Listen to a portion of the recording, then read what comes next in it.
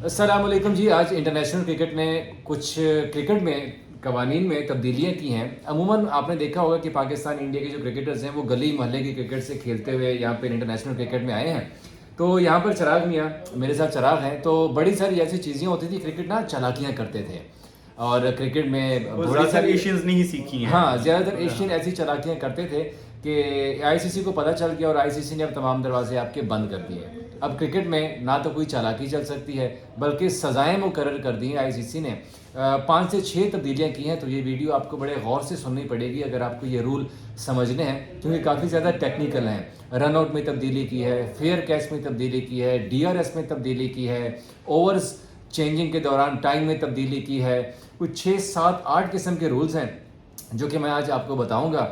और बड़े मज़े के रूल भी हैं वैसे, क्योंकि जैसे मैंने बताया ना कि आप लोग जो क्रिकेट में चीटिंग करते थे ना, वो चीटिंग अब नहीं गली चलेगी। मोहल्लों वाली क्रिकेट नहीं हाँ, रहेगी। वो भाई साहब अब चीटिंग नहीं चलेगी। इंटरनेशनल क्रिकेट काउंसिल बड़ा तेज़ हो गया है, तो उन्होंने कहा नहीं भाई साहब ये अच्छा नहीं चलेगा।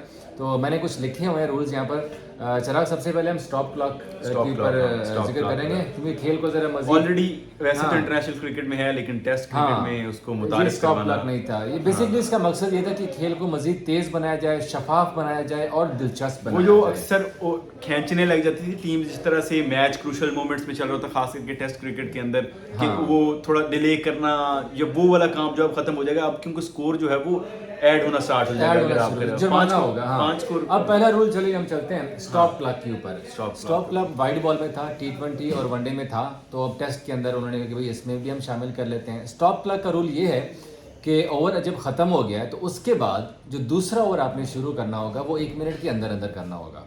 अगर आपने 1 मिनट के अंदर नहीं किया तो अंपायर एक वार्निंग देगा, दूसरी वार्निंग देगा और तीसरी बार फिर आपको 5 रन्स की सज़ा करेगा। जो फील्डिंग साइड है उनको 5 रन्स की पेनल्टी उसके ऊपर आयद की जाएगी। अब चलते हैं एक दूसरे इंटरेस्टिंग रूल की जानिब से। गेंद पर थूक लगाना जो टर्म है आईसीसी की, उसके ऊपर हम स्लाइवा बोलते हैं। आपको याद है कोविड में ये स्लाइवा पर खत्म कर लगी दिया, थी। हाँ, पाबंदी लगी थी, कि आप गेंद के ऊपर थूक नहीं लगा सकते। अमूमन जो बॉलर हैं वो शाइन के लिए, स्विंग के लिए गेंद के ऊपर थूक लगाते हैं ताकि उनकी शाइनिंग बढ़े। इन स्विंग, आउट स्विंग के लिए पाकिस्तानी इसमें बड़े तेज थे। वसीम अकरम ने ये सबको सिखाया था, वसीम अकरम के दौर से कि इन स्विंग कैसे होता है, आउट स्विंग कैसे होता है। सही बात है। तो उन्होंने जनाब इस रूल में जो चेंज किया है, उन्होंने कहा कि गेंद के ऊपर अब जानबूझकर आप स्लाइवा नहीं लगा सकते, और अगर आप लगाएंगे तो उसके बाद अमूमन जो बैटिंग साइड होती है वो कहते हैं कि आप बॉल चेंज कर ले। इन्होंने स्लाइवा लगा दिया। तो अब ये वाला रूल ख़त्म कर दिया कि अब गेंद जो है वो चेंज नहीं की जाएगी। अलबत्ता अगर अंपायर को ये फील हो रहा है कि स्लाइवा की वजह से गेंद की जो शेप है, जो साख्त है, वो तब्दील ज़्यादा हो गई है, तो वो फिर बॉलिंग टीम को 5 रन की पेनल्टी करेगा और यूँ उन्हें 5 रन का नुकसान हो जाएगा। एक चीज़। अब सबसे मज़े का रूल जो गली मोहल्ले में भी होता है, शॉर्ट रन का। शॉर्ट रन शॉर्ट रन में सबसे ऐसे ज़्यादा, होता है, हाँ, सबसे सबसे ज़्यादा ज़्यादा short होता है run ये कि वाला। अमूमन अब देखें, मैं इस तरह एग्जांपल देता हूँ कि पाकिस्तान का और इंडिया का मैच हो रहा है। अब 6 गेंदें हैं और 6 गेंदों पे कोई 8-9 रन चाहिए। एक तरफ बैटिंग कर रहे हैं शाहिन अफरीदी, दूसरी जानिब बैटिंग कर रहे हैं यहाँ पर बाबर आजम उनके साथ। तो बाबर आजम की कोशिश करेगा कि यार स्ट्राइक मेरे पास ही रखे। बाबर ने शॉट के लिए भाग के गए, पता चला कि दूसरा रन नहीं है, तो बाबर ने शॉर्ट रन लिया और जल्दी से वापस क्रीज के ऊपर चला गया कि मुझे स्ट्राइक मिले। तो आईसीसी ने कहा नहीं भाई साहब, ये जो आप लोग चीटिंग करते हैं ना यार, नहीं चलेगा, नहीं चलेगा, बंदे बन जाओ। हाँ, बंदे बन जाओ। उल्टा आप करेंगे तो उल्टा फंसेंगे।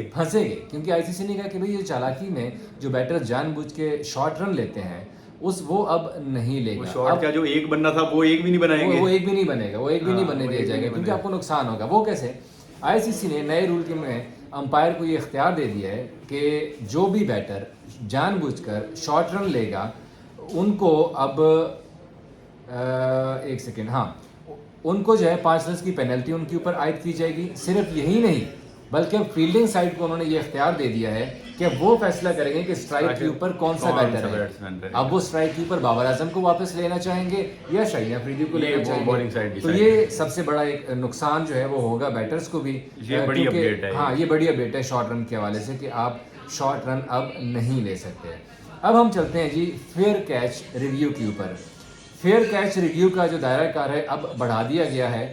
अब थर्ड अंपायर जो है वो नो बॉल के साथ अब कैच का भी फैसला करेगा। जैसे मतलब पीछे कैच चला गया है तो अंपायर को शक है कि पता नहीं कैच हुआ है या नहीं हुआ है। पहले ये देखना कि आपने नो बॉल देख लिया और नो बॉल के बाद अब वो कैच नहीं देखते थे रिव्यू में कि भाई नो बॉल हो गया, ठीक है, नॉट आउट है वैसे भी, तो रहने दो भाई, कैच को हम नहीं देखते। आईसीसी ने ये वाला रूल अब ख़त्म कर दिया है। अब पहले नो बॉल भी देखा जाएगा फेयर कैच में, और अगर रन नहीं बना उसके ऊपर फिर कैच का रिव्यू भी लिया जाएगा। नो बॉल पे नॉट आउट है तो उसका 1 रन मिलेगा। अब अगर बैट्समैन ने उस दौरान डबल रन ले लिए या 3 रन ले लिए तो वो 3 रन भी बैटिंग साइड के उसमें ऐड हो जाएंगे। आगे जो एक और तब्दीली की गई है वो है कंबाइंड रिव्यू। कंबाइंड रिव्यू जो है उसके रूल में भी तब्दीली की गई है। अक्सर को समझ नहीं आई ये अक्सर को समझ नहीं आएगी, जो कि मैं आपको बड़ा आसान अल्फाज में इसको समझाऊंगा। कंबाइंड रिव्यू ऐसे है कि यानी अंपायर और फील्डिंग साइड की रिव्यू को अब क्रोनोलॉजिकल पोजीशन से देखा जाएगा। अमूमन एलबीडब्ल्यू और रनआउट के ऊपर ये कंबाइंड जो रिव्यू है वो लिया जाता है। अब आसान अल्फाज में मैं आपको इस तरह समझा दूं कि पाकिस्तान और ऑस्ट्रेलिया का मैच चल रहा है, ठीक है। अब पैट कमिंस के पाँव को गेंद लग जाती है, लेकिन इस दौरान वो भाग जाता है। अब रिव्यू का अपील करते हैं, लेकिन अपील में साथ ही वो रन के लिए भागता है और उधर से जनाब फ़खर जमान थ्रो करते हैं और पैट कमिंस जो है रन आउट हो जाता है।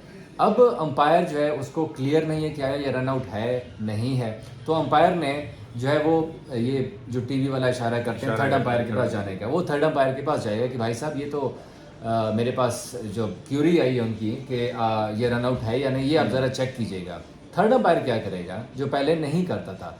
थर्ड अंपायर पहले एलबीडब्ल्यू देखेगा, वो एलबीडब्ल्यू देखेगा और वहाँ पे देखेगा कि आया बॉल ट्रैकिंग से कि ये बैट्समैन जो है वो पहले आउट है या नहीं। अब अगर बैट्समैन एलबीडब्ल्यू के अंदर आउट करार दिया जाता है तो वो बॉल डेड करार दी जाएगी आगे, यानी आगे जो उन्होंने रन आउट की अपील की है वो भी खत्म हो जाएगी, रन भी खत्म हो जाएगा जो उन्होंने लिया हुआ है, और बैट्समैन भी आउट करार दे दिया जाएगा। मिसाल दे रहा हूँ जी, दो जिस तरह से होती थी अपील अक्सर होती थी, एक एलबीडब्ल्यू और साथ कैच की, वो मिक्स हो जाता था। जैसे कि प्लेयर्स ने जो रिव्यू, अब प्लेयर जो रिव्यू लेंगे अब अक्सर उसके अंदर भी मिक्स हो जाता था कि प्लेयर्स वाला वो तो मेरे ख्याल से इस तरह ही होता था ना, पहले एलबीडब्ल्यू चेक करके फिर कैच की तरफ जाते थे। इसी तरह से ही अब इन्होंने रन आउट के ऊपर भी कर दिया कि डबल रिव्यू। अब डीआरएस में ये जो चिराग जो बात कर रहे हैं वो उसको उसी के ऊपर अब एक और भी उन्होंने एक तब्दीली की है, डीआरएस प्रोटोकॉल और सेकेंडरी रिव्यू, हम उसी के ऊपर आ रहे हैं। अच्छा। वो भी चेंज कर दिया। डीआरएस प्रोटोकॉल क्या है वो भी जो अभी तब्दील किए गए हैं, मैं नए जो डीआरएस प्रोटोकॉल है वो मैं आपको बता देता हूँ कि अब कैच की अपील के साथ अंपायर को एलबीडब्ल्यू चेक करने का भी इख्तियार मिल गया है। पहले सिर्फ कैच की अपील का ही रिव्यू लिया जाता था। अब जैसे अमूमन आपने देखा होगा कि इनसाइड एज जो होते हैं, जो कैचेस होते हैं, जो अंदरूनी हिस्से को टच करती हुई विकेट कीपर के पास जाती है, वहाँ पे ज़्यादा कन्फ्यूजन होती है। अब बाबर आजम खेल रहे हैं, मैं बिल्कुल आसान कर देता हूँ आपको। इधर से बेन स्टोक्स गेंद कर रहे हैं और बाबर आजम के पैड को गेंद लगी है या बैट को गेंद लगी है, जाके पीछे जो है वो जॉनी बेयरस्टो ने कैच पकड़ लिया। अब उन्होंने अपील कर लिया कैच का कि भाई आउट है। अंपायर क्या करेगा? अंपायर को भी कन्फ्यूजन है, अंपायर ने बल्कि आउट दे दिया। अब अंपायर ने बाबर आजम को आउट दे दिया। बाबर साहब क्या करेंगे? बाबर कहेगा कि भाई ये तो मेरे बैट को लगी नहीं, ये तो मेरे पैड को लगी है। बाबर ले लेता है रिव्यू। जो नया रूल आया है वो मैं आपको क्लियर समझा रहा हूँ थोड़ा सा, जो डीआरएस प्रोटोकॉल और सेकेंडरी रिव्यू है। बाबर ने रिव्यू लिया, रिव्यू में साफ नज़र आ रहा है कि जो गेंद है और बैट है उसमें फासला है और गेंद जो है वो पैड को लगती हुई विकेट कीपर के पास गई है। अंपायर ने आउट दिया हुआ है, ठीक है। अब थर्ड अंपायर क्या करेगा? पहले ये होता था कि रिव्यू यहाँ पर ख़त्म हो जाता था और बाबर आजम नॉट आउट करा दिए जाते थे कि भाई अंपायर आपने गलत इशारा दिया और ये बाबर आजम नॉट आउट है, पैड को गेंद लगी थी। अंपायर क्या करेगा? अब वो एलबीडब्ल्यू की अपील चेक करेगा। अपील कैच की हुई है, सिर्फ कैच की हुई है। अब वो जाएगा एलबीडब्ल्यू की तरफ और वहाँ पे बॉल ट्रैकिंग करेगा। बॉल ट्रैकिंग में देखेगा कि अगर पिच इन लाइन है और जो बाकी जो पिच विकेट हिटिंग है, पिच इन लाइन है, इंटैक्ट है और अंपायर कॉल तो पहले ही आउट है, तो फिर बाबर आजम आउट करार दे दिए जाएंगे। ये एक नई और मेजर जो तब्दीली है इसमें बैटर फंसेगा। अंपायर को उन्होंने एज दे दिया आईसीसी ने और बैटर फंस सकता है इसमें, बॉलर को भी उन्होंने एज दे दिया है। तो ये एक सबसे जो बड़ी तब्दीली है आईसीसी ने इस अपने नए रूल्स के अंदर की है कि अब अंपायर को इख्तियारात थोड़े से ज़्यादा दे दिए हैं। अब स्टॉप क्लॉक का जैसे आ गया है, स्टॉप क्लॉक आ गया है, फिर शॉर्ट रन के ऊपर पेनल्टी आ गई है। चीज़ों की तब्दीली अब कुछ 5-6 तकरीबन के नए रूल्स जो हैं वो आए हैं, जिसमें यह है DRS प्रोटोकॉल सेकेंडरी रिव्यू है, फिर कंबाइंड रिव्यू में तब्दीली की गई है, फेयर कैच रिव्यू में तब्दीली की गई है, जानबूझकर शॉर्ट रन लेने के ऊपर भी तब्दीली कर दी है, जानबूझकर गेंद के ऊपर सलाइवा थूक लगाने के ऊपर पाबंदी जो है उसमें भी उन्होंने चेंजेस कर दिया है। इसी तरह से स्टॉप क्लॉक जो टेस्ट क्रिकेट में उन्होंने मुतारिफ करा दिया है। तो ये काफ़ी ज़्यादा जो प्लेइंग 11 है, जो प्लेइंग कंडीशंस हैं, उसमें उन्होंने तब्दीली की है। मैंने कहा मैं आपको ये सारी तब्दीली बता दूँ।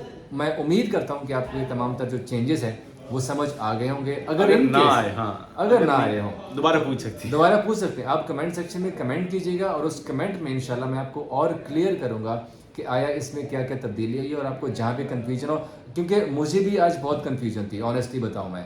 लेकिन इसके बारे में मैंने फिर डिटेल रिसर्च की, बहुत बड़े बड़े कोई जो हमारे क्रिकेट एक्सपर्ट्स हैं, दोस्त हैं, उनसे पूछा, और अपना जो कंसर्न जहाँ मुझे थे, जहाँ पे डाउट्स थे, वो क्लियर अब करने अगर के इनको बाद डाउट हुए तो हम प्रैक्टिकल करके दिखाएंगे। हाँ, प्रैक्टिकल करके दिखा देंगे। इवन मैं आपको उनके तस्वीरों के साथ मैं आपको विजुअलाइज करके मैं इंशाल्लाह आपको दिखा दूंगा। तो अगर आपकी वीडियो पसंद आई है, लाइक कीजिएगा, सब्सक्राइब कीजिएगा हमारे चैनल को, और शेयर भी ज़रूर कीजिएगा। इंशाल्लाह मज़ीद वीडियोज़ के साथ हाँ, दोबारा हाजिर। Thank you.